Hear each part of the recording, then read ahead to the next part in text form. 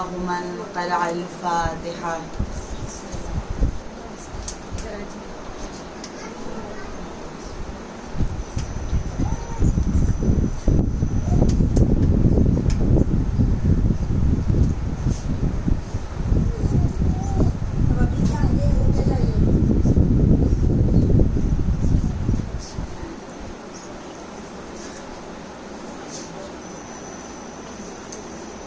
أعوذ بالله من الشيطان الرجيم. بسم الله الرحمن الرحيم. الحمد لله رب العالمين، والصلاة والسلام على أشرف الأنبياء والمرسلين سيدنا وشفيعنا بالقاسم محمد. اللهم صل على محمد وآل محمد وآله الطيبين الطاهرين المعصومين المظلومين، ولعنة الله على أعدائهم أجمعين. رب اشرح لي صدري ويسر لي أمري واحلل عقدة من لساني يفقهوا قولي. بسم الله الرحمن الرحيم. اللهم كن لوليك الحجة ابن الحسن صلواتك عليه وعلى آبائه في هذه الساعة وفي كل ساعة وليا وحافظا وقائدا وناصرا ودليلا وعينا حتى تسكنه أرضك طوعا وتمتعه فيها طويلا.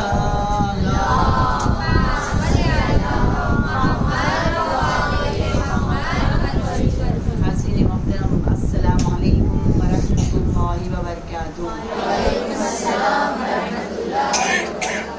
اما بعد، قال امام حسین علیہ الصلاۃ والسلام انی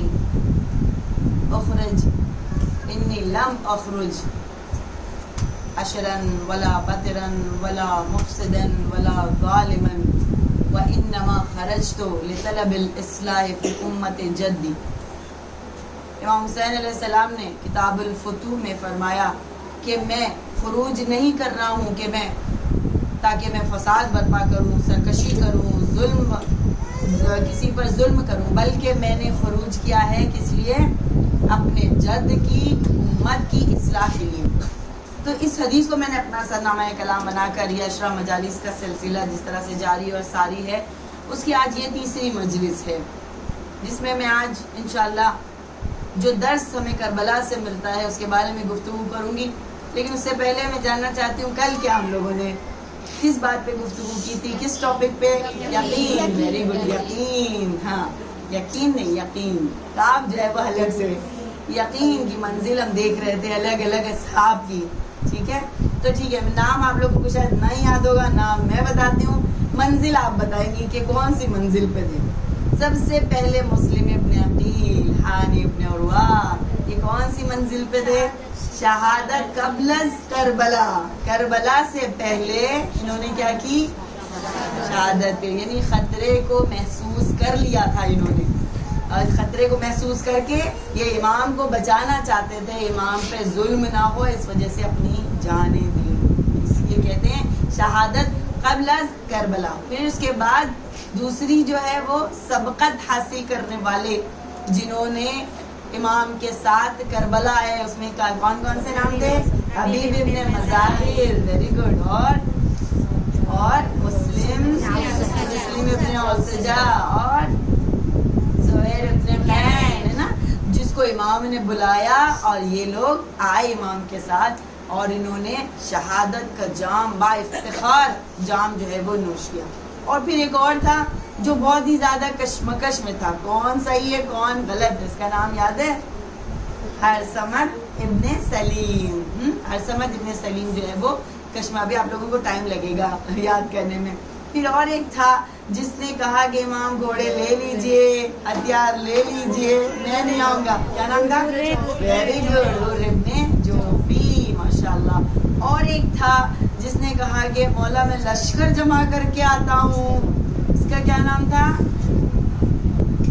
यजीद इब्ने मशहूर। वेरी गुड, जितना भी नाम बहुत अच्छा बच्चों, मुझे बहुत खुशी हो रही है और मज़ा भी आ रहा है ना आप लोगों के साथ पढ़ने में। और एक था जिसने कहा कि मौला मैं अपने बीवी बच्चों का खर्च और मखारिज तेरे माँ, वेरी गुड, तेरे माँ, चलो याद हो गया।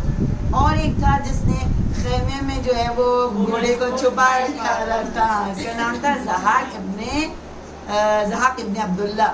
ठीक है, ये सारे जो है लोग आपको किताब है खामोसुर रजाल में मिल जाएंगे। इसके बारे में शेख मोहम्मद शस्त्री ने लिखा है। क्या किया था उसने? ज़हाक इब्ने अब्दुल्ला ने बीच में से शहीद नहीं हुए, बीच में से आधे रास्ते में इमाम को साथ छोड़कर चले गए थे। तो ये अलग अलग मंजिलें थी जो मैंने आपको बताई कि किस तरह से करबला में हमें नज़र आती है। अल्हम्दुलिल्लाह काफ़ी आप लोगों को याद है, बहुत अच्छे से अटेंटिव आप लोग मजलिस सुन रही हो। खुदा आप लोगों के तौफीक़ात में इजाफा करे, आप लोगों को दोनों जहान की खुशियाँ नसीब करे। बिस्मिल्लाहिर्रहमानिर्रहीम। इमाम सादिक अलैहिस्सलाम फरमाते हैं आज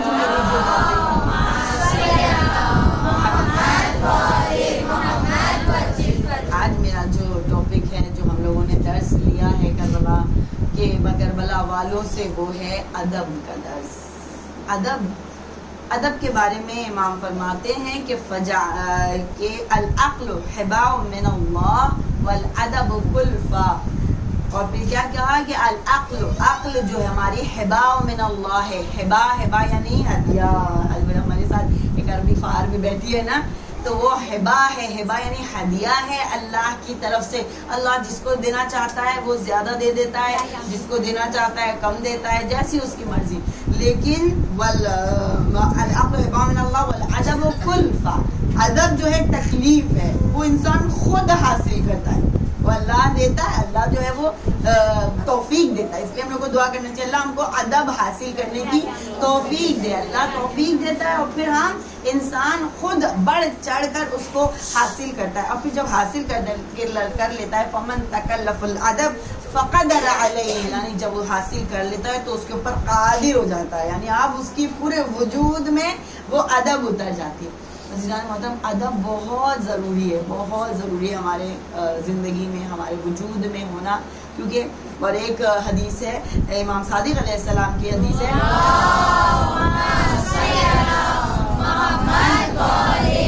कि अगर आपके पास 2 ही दिन बचे हैं ज़िंदगी में, खुदा कहे कि बस तुम्हारे पास 2 दिन है, उसके बाद आ जाओ मेरे पास, तो 2 दिन में आप क्या करेंगी?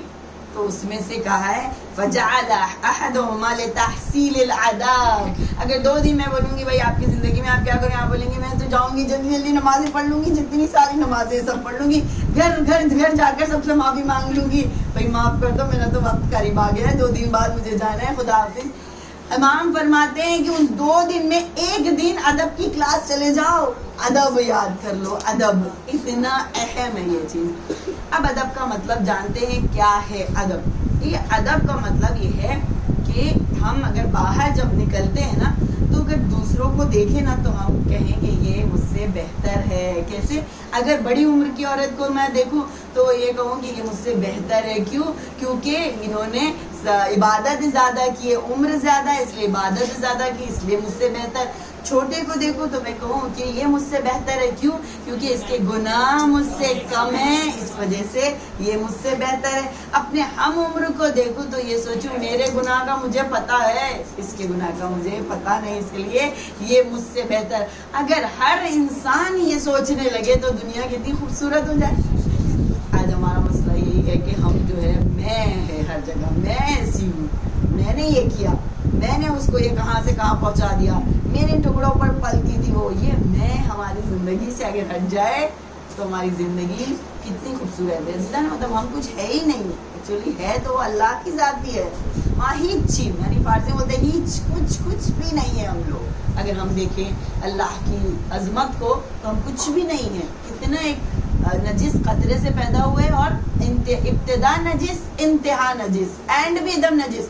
جنازہ جب بن جاتے ہیں نا، مر جاتے ہیں نا، تو جنازہ ہو جاتا ہے. اب جنازے کو آپ نے چھو لیا تو آپ کے اوپر غسل مسح میت واجب ہو گیا. تو دیکھیے کیا اوقات ہے ہمارے. لیکن پھر بھی ہمارے اندر جو ہے وہ یہ میں کا جو بھوت ہوتا ہے اس کی وجہ سے ساری خرابیاں ہوتی ہیں نا. حضرت تو ابھی ادب کے بارے میں، ادب ہم لوگوں نے کربلا سے سیکھا. کس طرح سے ادب ہے، یعنی آپ دیکھ لیجئے کہ مولا عباس کا ادب دیکھ لیجئے کس طرح سے اپنے بھائی کے سامنے با ادب کھڑے ہوتے ہیں. حالانکہ مولا عباس بھی امام علی کے بیٹے ہیں.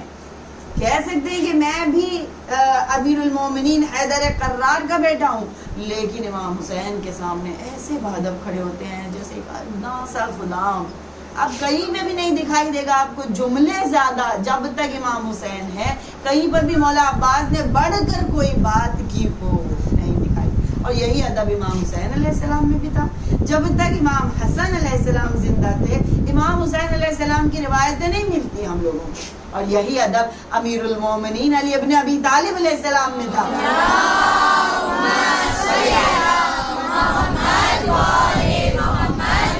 جب تک رسول اکرم زندہ تھے، مولا کے کہیں قول نہیں ملتے. نہج البلاغہ رسالت مآب کے انتقال رحلت کے بعد ہمیں ملتی ہے نہج البلاغہ میں جتنی حدیثیں. تو یہ ادب کا تقاضا ہے عزیزان محترم کہ اگر جب تک ہم سے کوئی بڑا ہے جو گفتگو کر رہا ہے تو اس کو بات کاٹ کر ہم جو ہے اپنی بات کریں. تو ادب کا مطلب یہ ہے، میں نے آپ کو سمجھایا کہ سامنے والے کو اپنے سے بہتر جانا. آپ دیکھتے ہیں ادب کی الگ الگ کیٹیگری ہے. یعنی کہ سب سے پہلے اللہ کے سامنے ادب، پھر اس کے بعد انبیاء کے سامنے ادب، پھر اس کے بعد امام کے سامنے ادب، پھر اس کے بعد ماں باپ کے سامنے. اللہ کے سامنے دیکھیے جس طرح سے قرآن میں حضرت نوح علیہ السلام کے بارے میں ملتا ہے. جانتے ہیں حضرت نوح علیہ السلام کون ہے بچوں؟ پیغمبر ہیں، اولو العزم پیغمبر. رائٹ، پیغمبر کتنے ہیں؟ اولو العزم پیغمبر کتنے ہیں؟ 5. بچے نام بتائیں گے کون کون؟ بچے کون کون؟ گفٹ ہے ان لوگوں کے لیے جو نام بتا دے. اچھا چلو کوئی بات نہیں، یہ ہوم ورک ہے آپ لوگوں کے لیے. ٹھیک، کل میں پوچھوں گی 5 اولو العزم پیغمبر. تو حضرت نوح علیہ السلام 5 اولو العزم پیغمبر میں سے، آج میں نہیں بتاؤں گی، کل پوچھوں گی. حضرت نوح علیہ السلام 5 اولو العزم پیغمبر میں سے. کیا ہوتا ہے حضرت؟ دیکھیے کس طرح سے ادب سے کام لیا. اور جو تاریخ میں جس نے بھی ادب سے کام لیا، اللہ نے اس کو بہت مقام عطا کیا. اب جیسے حضرت نوح علیہ السلام سے جب حضرت نوح علیہ السلام نے دعا کی پروردگار یہ قوم جو ہے وہ سدھرنے والی نہیں، اس کے اوپر عذاب بھیج دے. تو اللہ نے کتنی مہلت دی. اللہ نے کہا ہے نوح کھجور لو، کھاؤ کھجور کو، بیج کو لو، بیج کو بو دو زمین میں، درخت اگے گا. درخت جب اگے گا تو اس کی لکڑیاں کاٹنا، کاٹنے کے بعد کشتی بنانا، کشتی بنانے کے بعد ہم سوچیں گے عذاب. اتنا بڑی اتنی مہلت ہے. اللہ کتنا کریم ہے نا. پٹاخ سے بولا، پٹاخ سے نہیں، عذاب نہیں دیتا ہے، مہلت بندے کو مہلت دیتا. اچھا حضرت نوح علیہ السلام نے کشتی بنائی، لوگوں نے بہت مذاق اڑایا. ارے بھائی کشتی ہے تو سمندر بھی لے آؤ، کیونکہ وہ ایسے ایریا میں رہتے تھے، ایسے منطقے میں رہتے تھے کہ وہاں جہاں صرف ڈیزرٹ تھا، صحرا ہی صحرا، کہیں پر بھی پانی کا کوئی نام و نشان نہیں تھا. سب ہنستے تھے، ارے یہ تو دیوانہ ہو گیا ہے، یہ کس طرح سے کشتی بنا رہا ہے جبکہ پانی کا کہیں نام و نشان نہیں. لیکن جب اللہ کا عذاب نازل ہوتا ہے تب جو ہے سب کا ہوش ٹھکانے آ جاتے ہیں. اب جب اللہ کا عذاب نازل ہوا، در و دیوار سے پانی برسنے لگا، آسمان اور زمین پانی اگلنے لگا، تو یہ پانی بڑھتا گیا. اور آپ جانتی ہیں جب کشتی میں جتنے لوگ سوار تھے وہ نجات پائے. تو حضرت نوح علیہ السلام نے دیکھا کہ ان کا بیٹا جو ہے وہ پہاڑ پر دوڑا چلا جا رہا ہے. تو حضرت نوح علیہ السلام باپ تھے، نبی تھے، لیکن باپ بھی تھے نا، باپ کے جیسا دل رکھتے تھے، محبت بھرا. تو انہوں نے کہا کہ بیٹا ارکب معنا، آ جاؤ. کہ قرآن میں جملے ہیں، آ جاؤ میرے بیٹے، ارکب معنا، سوار ہو جاؤ ہمارے ساتھ. تو اس نے کیا کہا کہ نہیں، میں آج پہاڑ پر چلا جاؤں گا لیکن کشتی میں سوار نہیں ہوگا. تو حضرت نوح نے کہا تھا آج تو پہاڑ بھی ڈوب جائے گا، اتنی پانی کی، اتنی بارش ہوئی تھی. تو پھر کیا حضرت نوح نے اللہ کی طرف دعا کی، ہاتھ اٹھایا، خدایا میرے بچے کو جو ہے وہ ہدایت دے دے گی، یہ سوار ہو جائے. تو خدا کی طرف سے ندائی کہ اے نوح انہ لیس من اہلک، تمہارے اہل میں سے نہیں ہے، بھول جاؤ اسے. تو فوراً ہاتھ جوڑ لیا خدا انت احکم الحاکمین، خدا تو حکمت جانتا ہے، تو بہتر چیزوں کو جانتا ہے. دیکھیں یہ ادب تھا. اگر ہم اور آپ ہوتے تو کیا کہتے؟ پروردگار میں نے 950 سال تیرے دین کی خدمت کی، تبلیغ کی، میرے ایک بچے کو بچا لینا. یہ ادب کا تقاضا تھا کہ جیسے ہی خدا نے کہا اے نوح اسے بھول جاؤ، تمہارے اہل میں سے نہیں ہے، تو کہا انت احکم الحاکمین. یہ تھا ادب خدا کے سامنے. پھر کیا مقام عطا کیا خدا نے؟ اولو العزم پیغمبر بنا لیا حضرت نوح علیہ السلام. تو یہ ایک ادب تھا. اب اگر ہم دیکھیں تو عبادت، ساری عبادت میں ادب کا جلوہ ہے. اب رکوع میں جائیں تو ادب کا جلوہ، سجدے میں جائیں ادب کی خوشبو، ساری کی ساری عبادت میں ادب کا جلوہ. اللہ نے اس طرح سے اللہ کے سامنے ہم جب عبادت کرتے ہیں نا تو وہ ایک ادب ہے. اس طرح سے آپ دیکھیں کہ امام حضرت علی علیہ السلام کے بارے میں ملتا ہے کہ آپ کس طرح سے دعا کرتے ہیں خدا کے سامنے. ایک ادب کا تقاضا ہے یہ کہ یا سریع الرضا یا من اسمہ دوا و ذکرہ شفا، اے وہ جس کا نام جو ہے وہ دوا ہے، جس کے ذکر میں شفا ہے. اور پھر اس کے بعد ایک اور دعا میں کہتے ہیں آج جو ایک فرقہ نکل چکا ہے کہ بھائی علی خالقنا، علی اللہ، کہ میرا علی اللہ ہے، نعوذ باللہ، علی ہمارا خالق ہے، نعوذ باللہ. یہ کتنی بری بات ہے.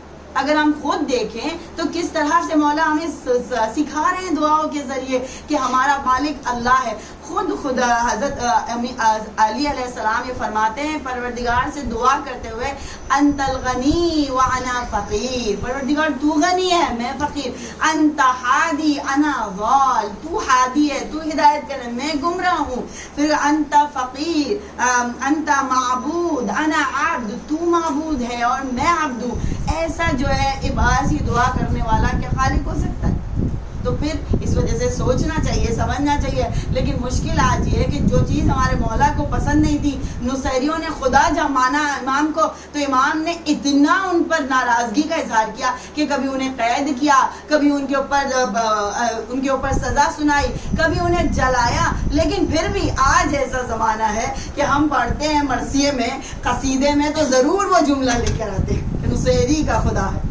نہیں عزیزان محترم، اس کو کٹ کر دیجئے. جہاں پہ بھی آپ کو دکھے قصیدے وغیرہ میں کہ جہاں پر بھی یہ کفر کی بات ہو رہی ہے، علی جو ہے وہ عبد خدا ہے، نہ کہ خدا ہے لوگوں کا، بندہ خدا ہے. تو اگر جہاں پر بھی آئے تو ضروری نہیں کہ آپ پورا کا پورا پیراگراف، اگر شاعر نے کچھ غلطی سے لکھ بھی دیا تو آپ اس کو کٹ کریں. المومنوں کیس، اب آپ کو سمجھ اتنی ہونی چاہیے کہ میں نوحے میں کیا پڑھ رہی ہوں، قصیدے میں کیا پڑھ رہی ہوں، مرثیے میں کیا پڑھ رہی ہوں، کوئی کفر تو نہیں پڑھ رہی. اب آپ اتنے باشعور ہو گئے، اتنے سالوں سے مجلسیں سن رہے ہیں، ہمیں اتنا تو سمجھ میں آنا چاہیے. تو دیکھیے کس طرح سے امیر المومنین علیہ السلام نے ہمیں سکھایا ہے کہ خدا کے سامنے کس طرح سے عبد کے ساتھ، ادب کے ساتھ کھڑے رہنا. پھر اس کے بعد یہ اللہ کے سامنے تھا. اب نبی کے سامنے کس طرح سے ادب سے پیش آئے. حضرت موسیٰ علیہ السلام کے زمانے فرعون نے کہا جادوگروں کو بلاؤ، اور حضرت موسیٰ علیہ السلام کو انہیں جو ہے وہ دوسروں کے سامنے ان کی توہین کرو، جادوگر اپنے جادو پیش کریں اور ان کی توہین. صحیح. اب کیا کیا جادوگروں کو بلایا گیا، آپ سب جانتی ہیں، لیکن پھر بھی ایک بچوں کے لیے ایک مختصر سے نظر ڈالوں گی اس کے اوپر کہ سارے جادوگروں کو بلایا گیا، لوگ آئے، کافی مجمع ہوا، حضرت موسیٰ علیہ السلام بھی آئے. اب کیا تھا قرآن میں ہے کہ جادوگروں نے یہ کہا، یہ ادب سے کام لیا. دیکھیے کہا اما ان تلقی و اما ان نکون، اے موسیٰ کیا آپ اپنا حربہ پیش کریں گے یا ہم اپنا حربہ پیش کریں. یہ ادب کا تقاضا تھا. سو کہہ سکتے تھے نا موسیٰ آپ دیکھو ہم یہ کر دکھائیں گے، ہم وہ کر دکھائیں گے، نہیں، بلکہ کہا اما ان تلقی و اما ان نکون، کیا ہم اپنا حربہ پیش کریں. حضرت موسیٰ نے کہا پیش کرو اپنا حربہ. پھر انہوں نے کیا کیا کہ چھوٹی چھوٹی نا ان کے پاس رسیاں تھی، انہوں نے جیسی زمین پر پھینکی وہ رسیاں جو ہے وہ سورج کی روشنی جب ان پر پڑتی تھی وہ سانپ نظر آنے لگی. اور پھر وہ یہ کہ ہاتھوں کی صفائی، اب لوگ ہکا بکا، واو کیا بات ہے، سانپ بن گئے یہ ساری.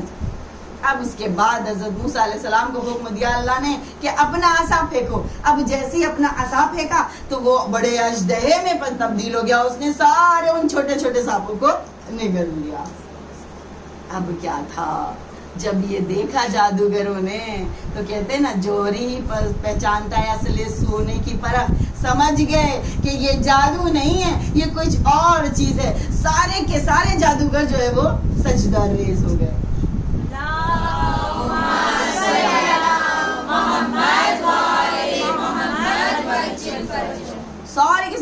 جادوگر ازدر فرعون. آپ کو بولا ارے یہ کیا بات ہو گئی, میں نے تو توہین کے لیے بلایا تھا حضرت موسیٰ کو, یہاں تو ان کی تکریم ہو گئی, بھئی انہیں تو سب چاہنے لگے. پھر کہا کہ اے جادوگر رک جاؤ, ابھی میں تمہارا کیا حشر کرتا ہوں, ابھی تمہارے ہاتھ اور پیر کاٹ کر میں درخت پر لٹکا دوں گا, لوگوں کے لیے درس ہوگا. اب یہ لوگوں نے کیا کہا, جادوگروں نے, واقعاً یعنی کتنا نزدیک ہے خدا تک پہنچنے کا راستہ. ہم قدم تو آگے بڑھائیں, دیکھیے خدا کس طرح سے بائیں پھیلاتا ہے. صرف آپ تو جتنا بھی آپ نے گناہ کیا ہے سچے دل سے توبہ کر کے آگے تو بڑھے, پھر دیکھیے خدا کیسے اٹھاتا ہے. یہ دیکھیے یہ جادوگر لمحوں پہلے کافر واقعی اور لمحوں بعد مومن واقعی میں تبدیل ہو گئے. اور انہوں نے کیا کہا فرعون سے کہ فرعون تیرا جو ہے اختیار ہمارے جسموں پر ہے, ہماری روحوں پر نہیں. ہماری روحیں تو جا ملی ہیں اپنے رب پروردگار سے. اب آ جائیں, تلواروں آؤ, نیزو آؤ, کاٹ دو. یہ تو صرف ایک سواری ہے, یہ تو جسم ایک سواری ہے, حقیقی تو روح ہے جو اپنے پروردگار سے جا کر مل چکی ہے. اب آؤ, نیزے آؤ, تلواروں آؤ, مار دو, ہمیں کوئی فرق نہیں پڑتا. لیکن جو عشق خدا بندی ہمارے دل میں پیدا ہوئی ہے وہ ختم ہونے والی نہیں ہے. تو یہ تھا ادب حضرت ایک نبی خدا کے سامنے, اور پھر یہی ادب کی وجہ سے خدا نے ایسا مقام عطا کیا کہ انہیں شہادت نصیب ہوئی, یہ شہید اس دنیا سے گئے. تو یہ ادب. اب تیسرا ادب جو ہے وہ امام کے سامنے ہے, امام حسین علیہ السلام کے سامنے. کربلا میں ایک انسان نے ادب سے کام لیا. میں تو پوچھوں گی نام, آپ بتائیں گے مجھے, میں ہند دیتی چلی جاؤں. جو پہلے جو کچھ نہیں تھا ایک رات میں بدل گیا, جو ادب سے, ماشاءاللہ, جو ایک رات میں اس نے ادب سے جو کام لیا وہ اس کی زندگی کی تقدیر, اس ادب نے اس کی تقدیر بدل دی. کیسا کہ جب آپ جانتی ہیں کہ جب حضرت امام حسین علیہ السلام کوفہ جا رہے تھے تو یہ حر تھا جس نے راستہ روکا, جس نے گھیر کر امام کو کربلا لیا. تو کیا کہا تھا امام نے, امام پہچان گئے تھے, سائیکولوجسٹ تھے بھائی ہمارے امام, پہچان گئے تھے کہ اس میں اصلاح ممکن ہے. اس لیے کیا کہا, اس کو جھنجھوڑا ہے تھوڑا, کہ جھنجھوڑنا پڑتا ہے, دیکھیں کہ کتنا جو ہے اس میں اصلاح ہو سکتی ہے. جھنجھوڑنے کے لیے کیا کہا, تکلت کا کا یا حر, کہ حر تمہاری ماں تمہارے غم میں روئے نا. یہ ایک طرح کا امام کا وہ تھا کہ میسج تھا کہ اپنے وقت کے امام کو گھیر کر کربلا میں لانا, قتل گاہ میں لانا, یعنی کہ مر جانا اس سے بہتر. اپنے امام, وقت کے امام پر پانی بند کرنا اس سے بہتر ہے کہ مر جانا. تو اس طرح سے امام نے فرمایا سکلت کا یا حر. اور عرب میں بہت زیادہ برا مانا جاتا ہے, اگر کسی نے ماں کے نام پہ کچھ توہین کی تو بہت زیادہ انسان جو ہے وہ پوزیسو ہو جاتا ہے کہ بس اب اس کا کچھ نہ کچھ برا ہی جواب دے. لیکن حضرت حر نے کیا جواب دیا کہ اے حسین, اگر تمہارے بدلے کوئی اور ہوتا تو میں بھی جواب دیتا, لیکن تمہیں کس طرح سے جواب دوں جبکہ تمہاری ماں فاطمہ زہرا صدیقہ طاہرہ.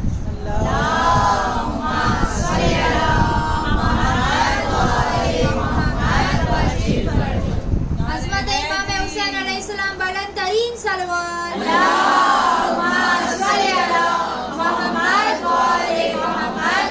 بس جناب حر کا وہ جملہ, اور آپ کو وہ سعادت نصیب ہوئی کہ شہادت پائی, آپ نے ایک رات میں جنت خرید لی. آج جو ہے شہدائے کربلا میں سر فہرست جناب حر کا نام آتا ہے. قیامت تک کے لیے لوگوں کے لیے عزیز بن گئے. جو پہلے حر لعنت اللہ علیہ کہلاتے تھے وہ حر علیہ السلام بن گئے اپنے اس ادب کی وجہ سے. تو ادب کتنا ضروری ہے عزیزان. اسی طرح سے بس آپ کی تھکان دور کرنے کے لیے ایک بہلول دانا کا واقعہ بیان کرتی چلوں کہ ادب کے بارے میں آپ کی نظر دیکھیے کیا تھی. کہ ایک دفعہ بہلول دانا کو آپ سب جانتی ہیں, امام موسیٰ کاظم علیہ السلام کے صحابی تھے, اور وہ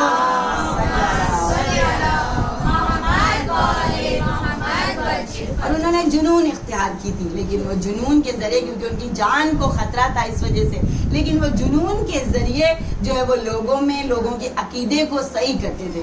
ایک مرتبہ بیٹھے ہوئے تھے اپنے کھنڈر میں اور بڑے آرام سے کھنڈر میں رہتے تھے. ایک شخص آیا, دو زانو ہو کر بیٹھا اور کہا جناب بہلول میں مالدار بننا چاہتا ہوں, میں تجارت کرنا چاہتا ہوں, کوئی مجھے تجارت بتا دو تو میں جو ہے وہ مالدار بن جاؤں. آپ نے کہا کہ جاؤ سیاہ کپڑے خرید لو, سیاہ کپڑے یعنی کالے کپڑے خرید لو, تو گیا اور کالے کپڑے اس نے خرید لیے. اب کیا تھا کہ دوسرے دن ہی اس شہر کا بادشاہ جو ہے وہ مر جاتا ہے, حاکم مر جاتا ہے. اور وہاں کا رواج تھا کہ جیسے ہی اگر حاکم یا کوئی بڑا انسان مر جائے تو سیاہ لباس سب پہن لیتے تھے. اب جیسے ہی وہ حاکم اس شہر کا مرتا ہے تو سارے لوگ اس کے دکان پر ٹوٹ پڑتے ہیں, اور یہ جو ہے دگنی 4 گنا قیمت بڑھا کر جو ہے وہ کالے لباس کالے کپڑے بیچ دیتا ہے. راتوں رات مالا مال ہو جاتا ہے. اب جب انسان کے پاس مال آ جاتا ہے تو کیا آتا ہے ساتھی؟ غرور.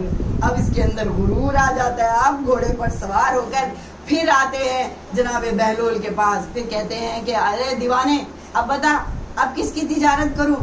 تو حضرت جناب بہلول اس کو دیکھتے ہیں اوپر سے نیچے اور کہتے ہیں جاؤ تربوز خرید لو جتنا ہو سکتا ہے. اب وہ بڑے خوشی جاتے ہیں, سارے پیسوں کے تربوز خرید لیتے ہیں کیونکہ پہلے ہی مالا مال ہو چکے تھے. تو اتنی اچھی آئیڈیا دی تھی انہوں نے. تو وہ جاتے ہیں سارے پیسوں کا تربوز خرید لیتے ہیں. اب کتنے دن چلتا ہے تربوز؟ ہفتہ 2 ہفتہ. تھوڑے دن کے بعد سارے تربوز جو ہے وہ خراب ہو گئے, کوڑی کو محتاج ہو گئے. اب آتے ہیں دوبارہ, جناب بہلول یہ کیا کیا آپ نے میرے ساتھ میں تو کوڑی کو محتاج ہو گیا ہوں. جناب بہلول نے کہا پہلے ادب سے کام لیا, مالا مال کر دیا, بے ادبی کی کنگال کر دیا. درود پڑھ دیجیے محمد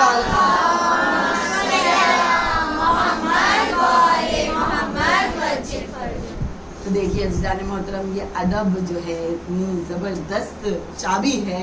اگر ہمیں کمال کی منزل پر پہنچنا ہے تو اس کو پکڑ کر رکھیں. جب آتے ہیں نا فرش اعضا پر بھی تو اس طرح سے با ادب آئیں, سلوات پڑھتے ہوئے آئیں, وضو کر کے آئیں, اور یہ ذہن میں رکھیں کہ حسین کی دکھیاری ماں آتی ہے یہاں پر ہمارے فرش پر بیٹھتی ہے. اور ایک عالم دین سے میں نے سنا تھا کہ انہوں نے کہا کہ کسی کو خواب میں آئی تھی جناب فاطمہ زہرا تشریف لائی, اور انہوں نے فرمایا کہ ان 10 دنوں میں چھوٹی سے چھوٹی مجلس میں شرکت کرتی ہوں, ان 10 دنوں میں. تو اس وجہ سے کسی کی مجلس کو چھوٹی اور بڑی نہ تصور نہ کریں. سمجھ لیں کہ بی بی ہمارے آس پاس ہی گئی ہیں, وہ ہمیں دیکھ رہی ہیں. ہر جگہ اپنی نگاہوں کو ڈھونڈا کریں بی بی کو دیکھنے کے لیے کہ شاید ہے کہ ہمارے اعمال ایسے ہوں, ابھی مسائل پہ نہیں آئے ہوئے ہیں, شاید ہے کہ ہمارے اعمال ایسے ہوں کہ ہمیں بی بی نظر آ جائے. اور اسی طرح سے ہر چیز میں ادب سے کام لیں. جیسے ہم تبرک بھی لیتے ہیں, جیسے آپ لوگ بہت ماشاءاللہ بہت ہی با علم لوگوں کا مجمع ہے, بہت ہی ویل مینرڈ لوگ ہیں آپ لوگ ماشاءاللہ. میں نے دیکھا ہے ایک جگہ میں مجلس پڑھنے گئی تھی تو میں نے ادب کا ہی ٹاپک لیا تھا وہاں پر بھی. تو میں نے جب مجلس پڑھی تو لوگوں نے واہ واہ واہ واہ کیا بات ہے آپ کیا ماشاءاللہ کیا نقطہ پڑھا ہے آپ نے, کیا. میں نے کہا واہ کیا اچھی سمجھ میں آ رہی ہے بات سب کو نا, اتنی واہ واہ ہوئی. تو میں نے کہا واہ بہت اچھا, مجلس خیر ختم ہو گئی, ٹھیک. جو تورک بٹا میں نے وہ بے ادبی دیکھی کہ میں نے کہا میرا پورا پونا گھنٹہ پر ضائع چلا گیا وہ شور و غل اور وہ مار پیٹ تبرک لینے میں کہ جو بیچاری تبرک بانٹ رہی تھی اس کا اسکارف کہیں اور تھا, دوپٹہ کہیں اور تھا, اور وہ حالات تھے. اتنا افسوس ہوا. نے کہا بھئی ہم دوسری قوم ہمیں یہ سیاہ لباس سے پہچانتی ہے کہ یہ حسین کے چاہنے والے ہیں. ان کی باتوں میں ادب ہونا چاہیے, ان کی رفتار میں ادب ہونا چاہیے, ان کی گفتار میں ادب ہونا چاہیے. ہم اگر اپنے پڑوسیوں سے بات کریں تو ادب سے بات کریں تاکہ یہ بولیں واہ حسین کے چاہنے والے اتنے با ادب ہوتے. اگر ہمارے گھر میں کام کرنے والی آ رہی ہیں اس سے ادب سے بات کریں اس سے, تاکہ وہ بھی سوچے کہ جا کے دوسرے گھروں میں کام کرتی ہے نا, جا کے بولیں کہ بھئی یہ دیکھیے میں ان کے فلانی کے گھر جاتی ہوں, یہ لوگ شیعہ ہیں, یہ لوگ امام کے چاہنے والے, اور یہ لوگ اتنے با ادب ہیں, ان کے بچے اتنے ادب سے بات کرتے ہیں. تو یہ ادب جو ہے عزیزان محترم بہت ضروری ہے کہ ہمیں اپنی زندگی میں اپنانا. ابھی 4تھا نقطہ بھی اس کے بعد آپ کی زحمت تمام. ادب جو ہے ماں باپ کے سامنے ادب. کل میں نے عورتوں کی حقوق کے بارے میں پڑھا, بہویں جو خوش ہو گئی. آج ماں باپ کا حق کیا ہے, یعنی ساس سسر بھی اس میں شامل ہیں, تو ان کا کیا حق ہے. تو ان کا بھی سن لیجئے. کل میں نے جو پڑھا بھی صحیح ہے, لیکن دیکھیے غلط مطلب نہیں نکالیے گا کہ بس بھائی آپا نے کہہ دیا کہ بس 2 چیز ہم پر واجب ہے اور اس کے علاوہ کچھ نہیں, پھر جا کے اپنے شوہر سے وہی کام ہم پر واجب نہیں وہ آپ کریں.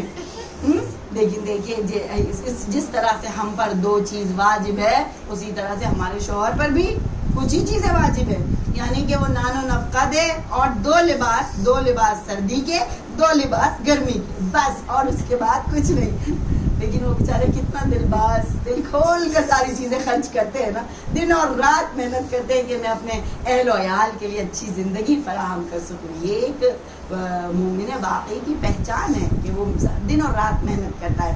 امام کے پاس کوئی آیا شخص, انہوں نے کہا کہ فلانی جو مجلس میں آتے مسجد میں آتا ہے وہ بس واجب نماز پڑھ کے فوراً چلا جاتا ہے, کوئی نافلہ نہیں, کوئی تعقیبات نہیں. تو مولا نے فرمایا وہ اگر محنت کرتا ہے اپنے اہل و عیال کے لیے, وہ تو نافلہ اور تعقیبات کا ہی شمار ہوتا ہے وہ ساری چیزیں, کیونکہ اتنا زیادہ ثواب ہے کہ اگر کوئی اپنے گھر بیوی بچوں کے لیے محنت کرتے تو واقعی سبھی کرتے ہیں. اور ہمارے نخرے کتنے اٹھاتے ہیں. آج ہمارے الماری میں ہم جا کے انسپیکشن کروں سب کے گھروں میں, الماری کھولیں گے تو ایکسٹرا لباس جو ہے کپڑے گریں گے, اتنے زیادہ ہمارے پاس ہوتے ہیں. ہر مہینے کے کپڑے ہیں بھائی, رجب کے الگ ہے, شعبان کے الگ ہے, رمضان کے الگ ہے, محرم کے الگ ہے. تو جب وہ اتنا دل باز ہو کر اپنی واجبات کو, اپنے فرائض کو انجام دے رہے ہیں, تو ہمیں بھی تو دل کھول کر اپنے آگے بڑھنا پڑے گا. ایسا نہیں کہ ایک ہی چیز پر ٹکے بیٹھے رہیں گے بس نہیں 2 چیز واجب ہے. اگر ایسا ہے تو پھر وہ کہیں گے ٹھیک, اگر تم 2 چیز کو لے کر بیٹھی ہو تو بیٹھی رہو گھر میں, کوئی اجازت نہیں باہر جانے کی, سڑو گھر پہ. ہاں, لیکن کتنی اجازت ہے, چلی جاؤ, ہر جگہ جانا ہے, کہیں پر بھی کوئی منعیت نہیں. مجلس میں جانا ہے, محفل میں جانا ہے, دوستوں کے گھر جانا ہے, کوئی منعیت نہیں. اگر ذرا بھی روک لے شوہر, باپ رے اس کی تو شامت آ جائے, روکے تو کیسے روکے, ہے نا. تو اس طرح سے عزیزان محترم ہم کو اپنے فرض سے, اپنے حق سے بڑھ کر ہمیں کام کرنا چاہیے, کیونکہ شوہر ولی ہے. الرجال قوام النساء, لیڈر بنایا ہے مرد کو عورت کے لیے, کیونکہ عورت کو اللہ نے جذبات دیے, مرد کو عقل دی, عقل سے وہ کام لیتا ہے, عورتیں جذبات سے کام لیتی ہیں. اس وجہ سے کوشش کریں کہ دونوں مل کر ساتھ میں رہے, دونوں اپنے فرائض کو انجام دے. اگر شوہر ولی ہے اور وہ اپنے ماں باپ کا احترام کرتا ہے تو اس میں اور مددگار ثابت بنے اور اس کی ہیلپ کرے تاکہ وہ اپنے ماں باپ کی خدمت میں بخوبی اتر سکے. جیسے آپ دیکھیں جناب فاطمہ زہرا سلام اللہ علیہا کی جب شادی ہوئی,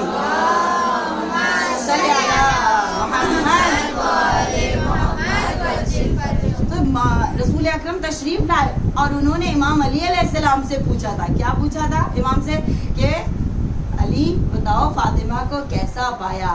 معمولاً ہمارے معاشرے میں کوئی سسر اپنے داماد سے ایسا نہیں پوچھتا. کیوں نہیں پوچھتا؟ کیونکہ ہمارے یہاں شادی کا کانسیپٹ ہی کچھ اور ہے. شادی یعنی خرچہ, بہت لمبا خرچہ. شادی یعنی خوب ڈھول باجا, منڈپ اور کافی لباس اور کافی شرارہ غرارہ, پارلر وارلر, یہ ساری شادی کا مطلب ہے. شادی کا مطلب اسلام میں کچھ اور ہے. شادی کا مطلب سکون, شادی کا مطلب اطمینان, شادی کا مطلب ہے نصف ایمان آپ کا کامل ہو گیا. اب نصف ایمان کے لیے آپ کو جدوجہد کرنی ہے. تو جب آگے پوچھا کہ فاطمہ کو کیسا پایا تو مولا علی نے کیا خوبصورت جملہ کہا نعم العون فی طاعت اللہ, اللہ کی عبادت میں بہترین مددگار.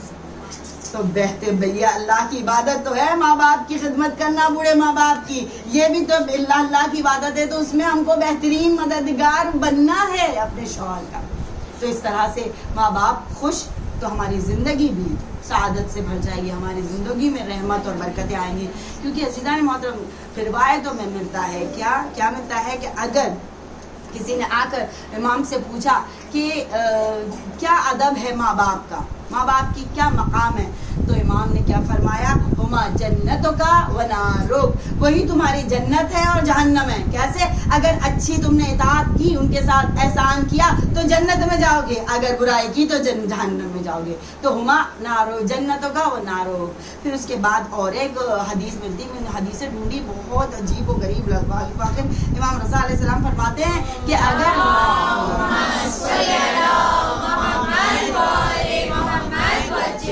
ماں باپ نے, اللہ نہ کرے ایسا یہاں پر وہ یہ اگر ماں باپ نے کسی کو عاق کر دیا، عاق جانتی نا، یعنی اگر وہ نافرما بردار اولاد نکلی تو اس کو عاق کر دیتے ہیں ماں باپ. اگر کسی نے عاق کر دیا تو سب سے پہلے اس کا اثر یہ ہوتا ہے قلت النسل وانقطاع، یعنی نسل دھیرے دھیرے دھیرے اس کی ختم ہونے لگتی ہے، دھیرے دھیرے، اور پھر ختم ہو جاتی ہے. پہلے کم کم کم ہوتی چلی جائے گی اور پھر اس کے بعد ختم ہو جائے گی. آج یہ حال ہو رہا ہے ہمارا. دیکھیے پہلے ہماری ماں، امی، نانی جو ہے وہ 7 بچے، 8 بچے، 14 بچے، آج 2 بچے کے بعد بچے نہیں. تو یہی ہے، یہ نافرمانی بڑھ گئی ہے زیادہ معاشرے میں. جو یہ فیمنزم کا دور چل رہا ہے نا کہ میری زندگی، میری life, my life and my rules, یہ جو چل رہا ہے، اس وجہ سے میں اکیلی رہنا چاہتی ہوں، میں نہیں رہنا چاہتی ساس سسر کے ساتھ. تو یہ غلط ہے عزیزان محترم. سسر جبکہ محرم ہے، پردہ بھی نہیں کرنا ان کے سامنے آپ کو. ہاں دیور اور جیٹ تو سمجھ میں آتی ہے بات، لیکن سسر تو محرم ہے نا. تو کس طرح سے اکیلے انسان ہو؟ جتنا میں نے آپ کو کل بھی بتایا تھا کہ جتنا سفرے پہ بیٹھ کے مل جل کر کھائیں گے اس پر رحمتیں نازل ہوں گی. ایک ساتھ رہنے کا اللہ نے حکم دیا ہے. زیادہ سے زیادہ مل کر رہیں، مل جل کر سب کام کریں، مل کر مجلسیں برپا کریں، مل کر نماز جماعت برپا کریں، مل کر دعائیں برپا کریں. کیوں پتہ ہے؟ اس لیے تو کہتے ہیں 40 مومن اگر کسی کے لیے حق میں دعا کرے تو خدا اسے معاف کر دیتا ہے. جنازے میں آپ کبھی گئی ہیں کسی کے نماز ہے جنازے میں ہم لوگ یہ دعا کرتے ہیں نا، اللہم ان لا نعلم منہ الا خیرا، کہ خدایا میں نے یہ جنازہ پڑھا ہے، ہاں اس کے لیے دعا کرتے ہیں ہم لوگ کہ خدایا میں نے اس کے بارے میں سوائے خیر کے کچھ نہیں دیکھا. اللہ کہتا ہے کہ میں جانتا ہوں اس کو، اس میں کتنی برائی ہے، لیکن چونکہ تم سب دعا کر رہے ہو اس لیے میں اس کو معاف کر دوں گا.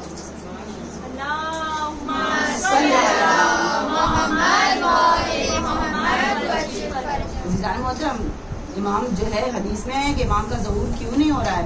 کیونکہ یہی ہے کہ ہمارے دل ایک نہیں ہیں. چھوٹی چھوٹی سی بات میں ہم رنجیدہ ہو جاتے ہیں، چھوٹی چھوٹی سی باتیں شکایت کرنے لگتے ہیں کہ ہائے میرے ساتھ یہ ہو گیا، ہائے میرے ساتھ وہ ہو گیا. لیکن یہ شکایتوں کو دور کرنا ہوگا، ہمیں ایک ہونا ہوگا، جب جا کے امام کے لیے ہم کام کر سکیں گے، نصرت ان کے ناصر بن سکیں گے حقیقی. اگر ہم اسی طرح سے رنجش لے کے بیٹھے رہے، ایک ایک بات کو اپنے دل میں لے کر بیٹھے رہے تو کبھی بھی اپنے امام وقت کے کام نہیں آ سکتے. اس وجہ سے بہت ضروری ہے. آپ دیکھ لیجئے خدا دعا بھی ہم کو کرواتا ہے نا، تو اس طرح سے کرواتا ہے کہ سب کے لیے دعا کرو، سب کے لیے اچھا سوچو، کسی کے لیے برا نہیں سوچو. ہم ماہ رمضان میں دعا پڑھتے ہیں نا، کون سی پڑھتے دعا؟ اللہم اغنی کل فقیر نا. کوئی بولتا ہے کسی مجھے غنی کر دے، مجھے صرف غنی نہیں، سب کو غنی کر دے. اللہم اشبع کل جائن، اللہم اکس کل عریان، یعنی سارے برہنے کو کپڑے دے دے، سارے بھوکوں کو کھانا کھلا دے. اللہم اشفع کل مریض، سارے مریضوں کو شفا دے. ایسے رہنا ہے ہم کو، مل جل کر رہنا ہے کہ کہیں پر بھی کوئی آج نہیں. اور روایت میں یہ بھی ملتا ہے کہ جس گھر میں کوئی ضعیف ہوگا اور بچہ ہوگا اس پر خاص اللہ کی رحمت نازل ہوگی. تو اس طرح سے اگر آپ کے گھر میں کوئی ضعیف ہے تو سمجھ لیجئے یہ افتخار ہے اور آپ کے لیے سعادت کی بات ہے. تھوڑی سی ہوتی ہے، جہاں 4 برتن ہوتے ہیں وہاں آواز تو آتی ہے، لیکن ایک کان سے سنے دو کان اللہ نے اسی لیے دیا ہے نا. ایک کان سے سنو، دوسرے کان سے نکال دو، دل میں نہیں لے کے بیٹھو. اسی طرح سے بڑوں سے بھی میں درخواست کروں گی کہ اگر بچوں سے کوئی غلطی ہو جائے تو معاف کر دیجئے، وگرنہ بہت اس کی زیادہ لوگ پریشان ہو سکتے ہیں، بہت برے عذاب میں مبتلا ہو سکتے ہیں. جیسے میں ایک واقعہ آپ کے سامنے بیان کروں گی، ایک شرط کے ساتھ درود پڑھ دیجئے.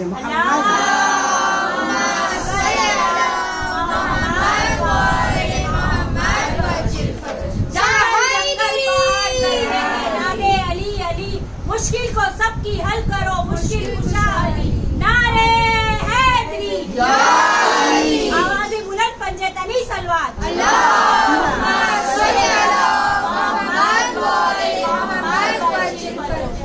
رسول اکرم صلی اللہ علیہ وآلہ وسلم کا زمانہ ہے.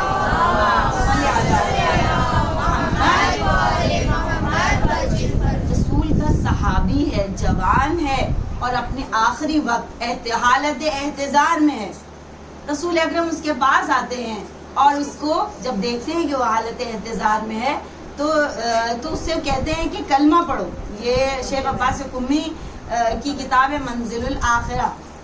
تو اس میں یہ واقعہ ہے. اسے کہتے ہیں کہ کلمہ پڑھو لا الہ الا اللہ محمد رسول اللہ، اور اس کی زبان سے وہ کلمہ جاری نہیں ہوتا.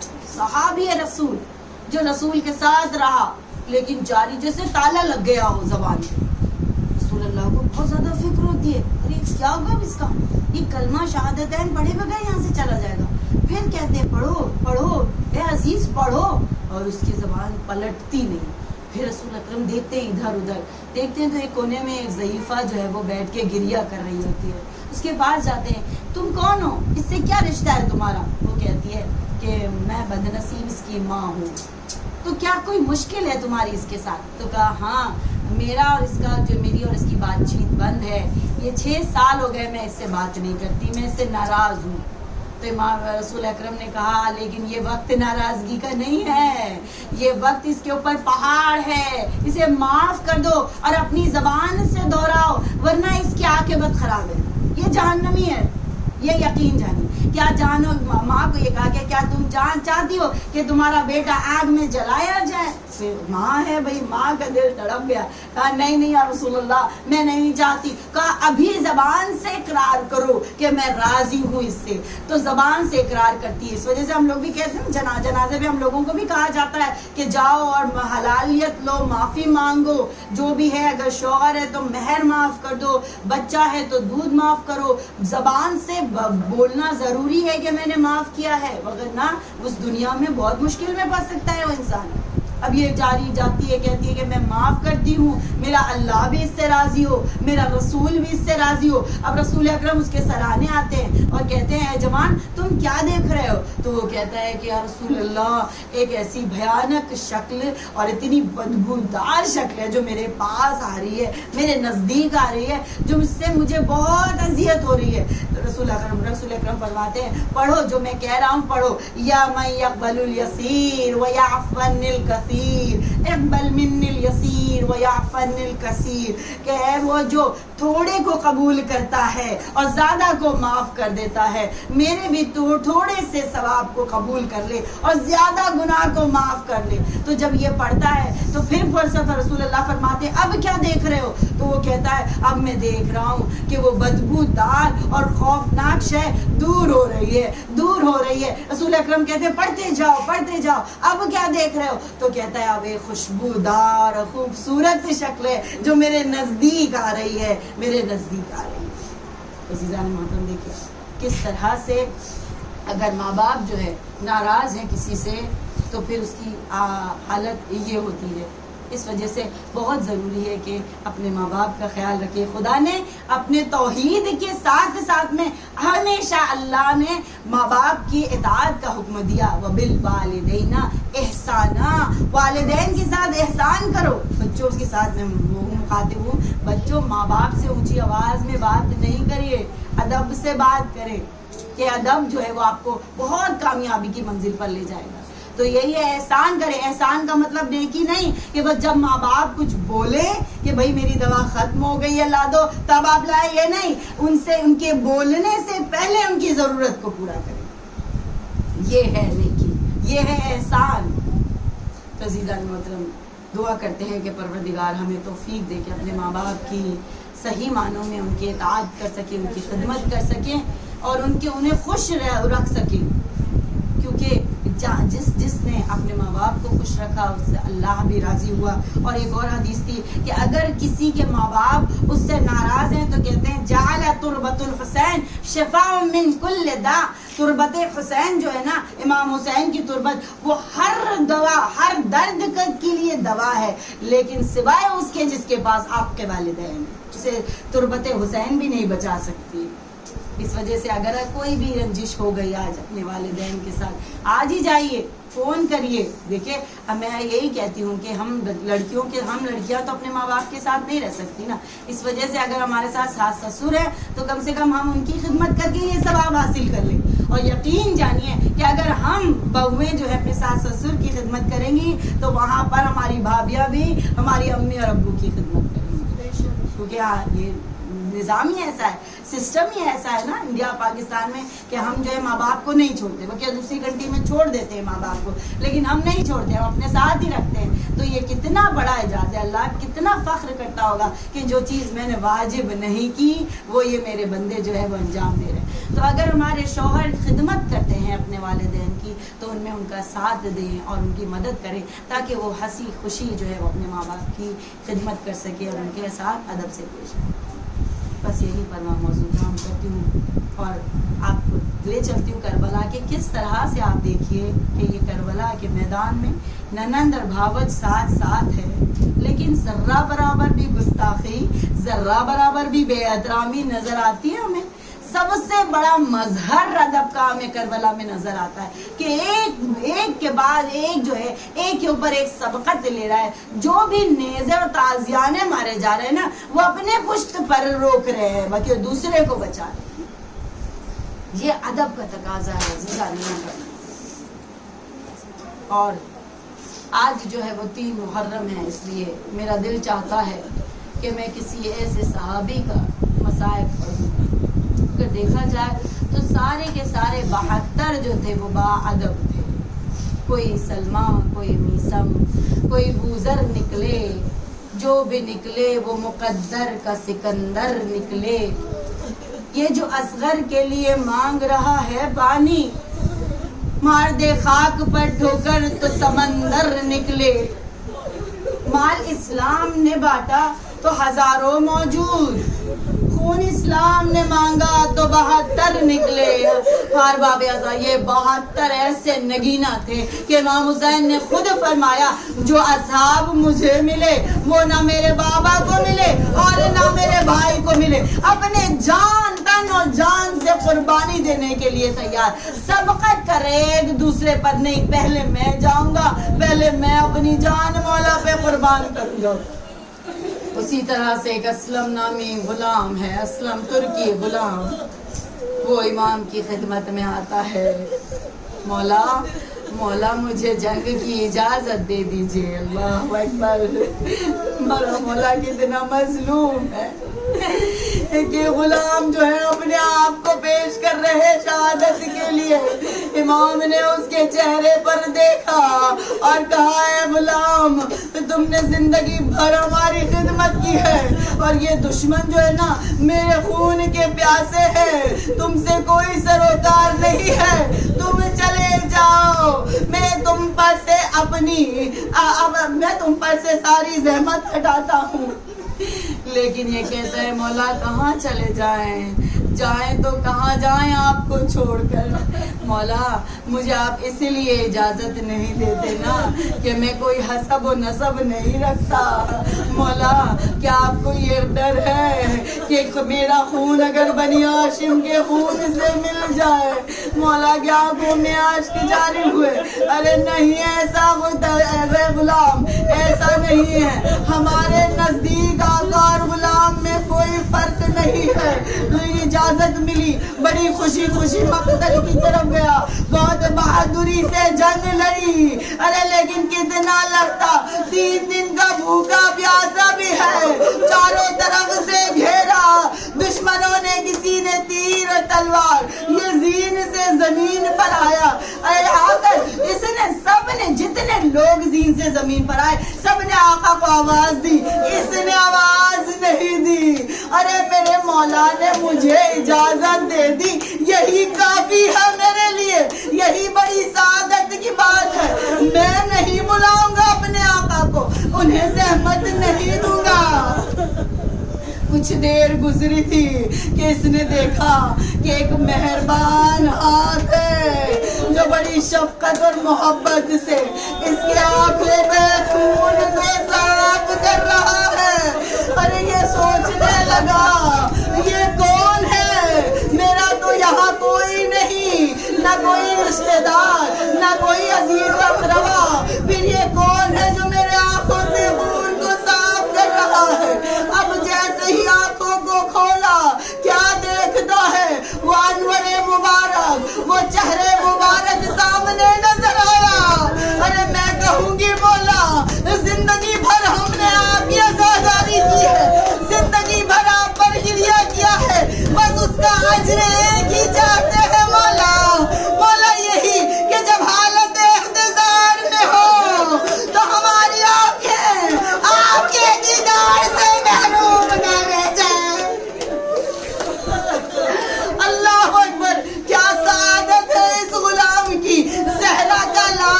وہ غلام پکارنے لگا مم مثلی کون ہے میری طرح جس کے چہرے پر زہرا کے لال نے اپنا چہرہ رکھ دیا. اللہ اللہ میں کہوں گی اے غلام بہت خوش نصیب ہو کہ آخری وقت میں زہرا کا لال ہے اور ان کی گود ہے اور تمہارا سر ہے, لیکن عصر عاشورہ یہی مولا ہوگا جب زین سے زمین پر آئے گا تو کوئی نہ ہوگا جو ان کے سر کو اپنی گود میں رکھے.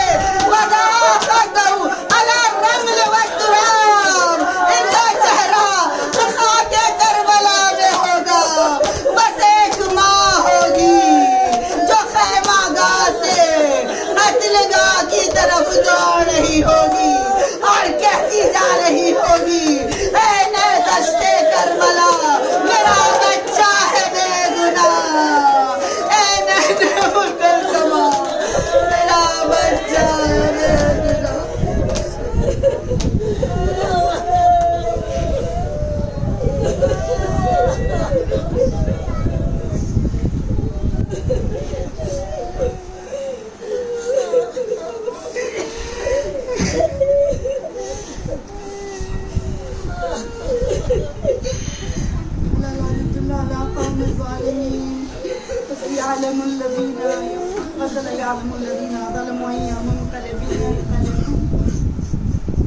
پروردگارہ ہماری اس علیز عبادتوں کی بارگاہ میں قبول و مقبول فرما. پالنے والے ہمارے اس قلیل ہمارے اناسوں کو اور ہمارے سیدہ میں جگہ عنایت فرما. پالنے والے جتنے بھی یہاں پر عزادار آئے ہیں جو بھی مشکلات لے کر آئے ہیں ان کی مشکلات کو برطرف فرما. پالنے والے ہمیں ادب سے کام لینے کی توفیق عطا فرما, اپنی زندگی کو با ادب بنانے کی توفیق عطا فرما. پالنے والے ہمارے بچوں کو ہمارے لیے قرۃ العین و باقیۃ الصالحات قرار دے. پالنے والے ہمارے آخری وقت میں ہماری آخری وقت کو عبادت کی حالت قرار دے. پالنے والے ہماری نسل میں سے کسی کو دشمنان اہل بیت قرار نہ دے. پالنے والے پرچم اسلام کو سر بلند فرما, دشمنان اسلام کو سرنگون فرما. پالنے والے تو جواب کا تیری عزت اور جلالت کا مالک جہاں جہاں بھی دوست شیعان حیدر قرار ہے, پالنے والے ان کی جان اور مال کی حفاظت فرما. پہلی اور آخری دعا وقت کے امام کے ظہور میں تعجیل فرما. ان ظہور ہم انہیں پہچان سکے, ان کے کام آ سکے کی توفیق عطا فرما. وآخر الدعوانا نظر دلانے سب مل کر ساتھ میں پڑھیں گے. بسم اللہ الرحمن